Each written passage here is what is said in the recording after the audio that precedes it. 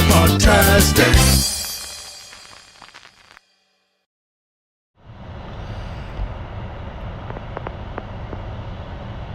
Good morning, MegaPodlings. Crazy Joe here, coming to you from outside the Neshaminy Mall in Bensalem, Pennsylvania. I'm going inside to see the movie Stan and Ollie. It's playing at there's an AMC theater in there, and unfortunately it's not playing at the AMC closest to me, so I had to take a little bit of a drive. Not too far. This is not that far. It was maybe a 20-minute drive, but we're going to check this out. Now, I should say, I'm not a huge Laurel and Hardy fan. In fact, I don't find them very funny, but you know, I'm a movie guy. I like movies, and this is a movie about Hollywood. It's a movie about movies, so of course I'm interested in the story, and I'm going to check this out. Let's go.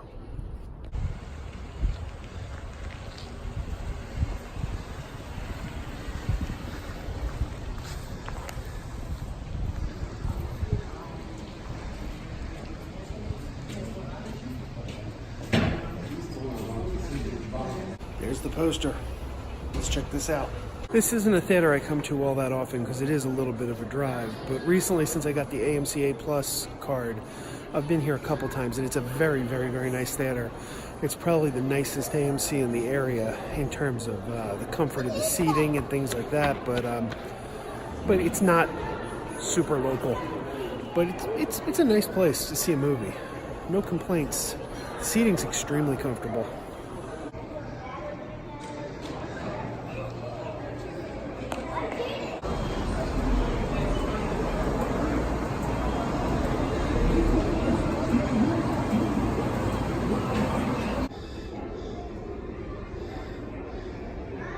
I'm always happy when there's a Pac-Man machine nearby.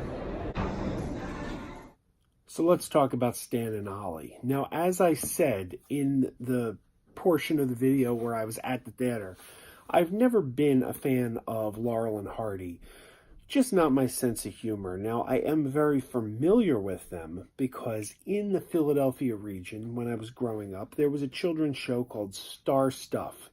It was a locally produced sci-fi show about a boy from our time who finds the ability to communicate with a girl who lives on a space station over his computer. Really low budget, shot locally, and I used to watch it every Saturday morning. But one of the features of the show was they always showed old silent Laurel and Hardy bits, because the boy had all these old Laurel and Hardy silent films on his computer, and he would punch them up and show the girl. So from a very young age, I saw a lot of these silent Laurel and Hardy routines, and they never did anything for me. I think it's because they're very slapstick, and you know, humor is subjective. Some people like that kind of thing, but slapstick humor's never been my cup of tea. I never really cared for the Three Stooges either. Same reason. But as someone who's a cinephile and very interested in Hollywood and Hollywood history, while the material doesn't appeal to me, it doesn't make me laugh, I'm still interested in it. I'm still interested because it's an important part of Hollywood history. I mean, Laurel and Hardy are Hollywood legends, and I may not find their movies funny, but I do want to hear their story.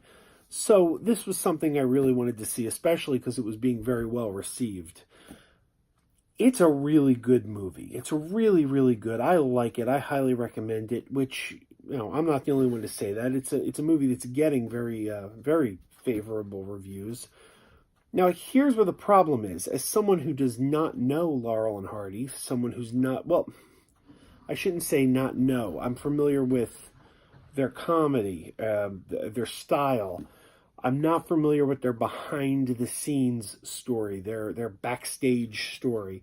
So as someone who does not know that story, I have to look at this biography and wonder, how accurate is it? How many liberties were taken? Now, that's very important because anyone who knows these biopics knows that they take a lot of liberties. For example, Man on the Moon with Jim Carrey, the Andy Kaufman story. I'm a big Andy Kaufman fan, and that is not a very accurate movie. It's a good movie, it's well done, but it's not accurate to his life. And I'm hearing the same. I don't know much about Freddie Mercury, but I'm hearing the same is true of Bohemian Rhapsody. A lot of people have said that is not a very accurate story, or a very accurate portrayal of his story. So that's something you always risk with these biopics. And if you know the person's story, then you'll know where they took liberties. Hitchcock with Anthony Hopkins as Alfred Hitchcock. That's another one. It was a pretty good movie, but not, exactly what you would call a really factual. So not knowing that with Laurel and Hardy, I don't know how many liberties were taken with this movie or how much was their actual story. I can speak to the performances. They were very good. Very good. John C. Reilly really disappeared into the role. He was terrific. And I feel bad for John C. Reilly because John C. Reilly, this past Christmas Day, December 25th, Holmes and Watson opens. And just, he got torn apart for that. It was one of the year's biggest failures. Critically panned. Everyone really piled on that movie. And just days later, on December 30th, Stan and Ollie opens, and much quieter, smaller film, and he gives one heck of a performance. Just a really, really, really good performance. But since it's a smaller movie, smaller release, no one was talking about that. So the movie he did that got, trashed, that's the one that got all the headlines. And that's a shame, because he's really, really good in the movie. So I really got to recommend this. I think if you're interested in, well, number one, if you're interested in Laurel and Hardy, it's a must-see. Number two, if you're interested in old Hollywood stories or Hollywood history, it's a must-see. And again, it's just good performances. It's a well-done movie. I'm going to have to read up on Laurel and Hardy and find out how accurate this movie was. But it's given me a new appreciation of them and their work. I still, slapstick just doesn't tickle me, I'm sorry to say. So I wish I had more of an appreciation for the comedy. I would like to, because I respect the work. But, these things are subjective. No one's going to find everything funny, so some things just aren't your style of humor. So but I feel a little bit of regret there, because I would like to be able to appreciate it more, but I can't. So, interesting bit of trivia that I did find out.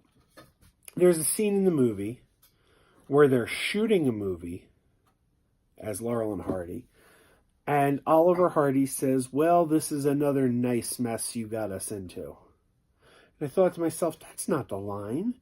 The famous Laurel and Hardy line is, "It's another fine mess you've gotten us into." So I looked it up, and it turns out that is a very misquoted line. The famous Laurel and Hardy line is always misquoted as, "This is another fine mess." But it actually is, "This is another nice mess." That's the line, nice mess. The reason it gets misquoted so often is because they made a movie called Another Fine Mess, and that was the title of the movie. So people get confused. Since they did a movie called Another Fine Mess, people think that's the quote, the famous catchphrase, but it's not. Interesting little thing that I did learn, because I Googled it, because I'm like, hey, they got that quote wrong. That's not the famous Laurel and Hardy catchphrase. But apparently it is. Apparently it's the rest of us that are getting it wrong. It's one of those things like how people always, the opening theme song to Mr. Rogers' Neighborhood, people always think is, "It's a beautiful day in the neighborhood." It's not. It's a beautiful day in this neighborhood. But people never say that. They always say a beautiful day in the neighborhood. So there you have it. I'm giving it a big recommendation. Check out Stan and Ollie. You're going to, I think it's, yeah, no, I can't give thumbs up. That's copy protected. I didn't do that. You didn't see that. I give it a high five. High five. Yeah, check it out. Keep wearing those pajamas. Keep wearing those pajamas with the plastic feet. Keep wearing those pajamas. Tell everyone you meet. Keep wearing those pajamas with the back door flap. Keep wearing those pajamas. Don't open it to trap. Oh,